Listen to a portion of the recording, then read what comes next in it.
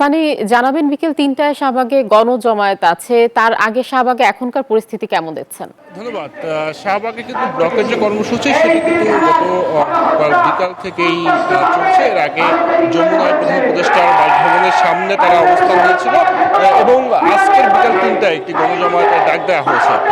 এখানে শুধুমাত্র এনসিপি না, বিভিন্ন রাজনৈতিক দল, বিভিন্ন সংগঠন, সাধারণ মানুষ থেকে শুরু করে সর্বস্তরের মানুষই তারা যোগ দিয়েছেন। তাদেরকে তিনটি দাবি রয়েছে। বিশেষ করে আওয়ামী লীগকে নিষিদ্ধ করা সন্ত্রাসী সংগঠন হিসেবে, এবং দ্বিতীয় যে দাবিটি রয়েছে সেটি আন্তর্জাতিক অপরাধ ট্রাইব্যুনালে আওয়ামী লীগের দল হিসাবে বিচারের বিষয়টি অন্তর্ভুক্ত করা এবং একই সঙ্গে জুলাই ঘোষণাপত্র প্রকাশ করা।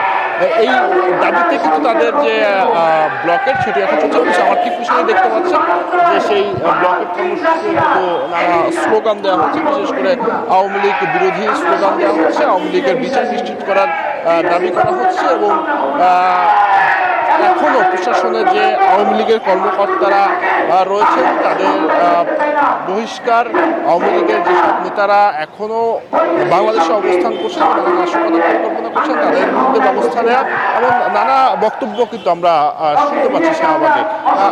এবং আপনি যেমনটি সংবাদে বলছিলেন, হাসান আবদুল্লাহ একটি ফেসবুক পোস্টের মাধ্যমে তিনি জানিয়েছেন যে শুধুমাত্র ব্লকেট থাকবে এই শাহবাগে, কিন্তু দেশের বিভিন্ন স্থানে জমায়েত চলবে, কিন্তু কোনো হাইওয়েতে বা অন্য কোথাও শাহবাগ ছাড়া ব্লকেট করা যাবে না।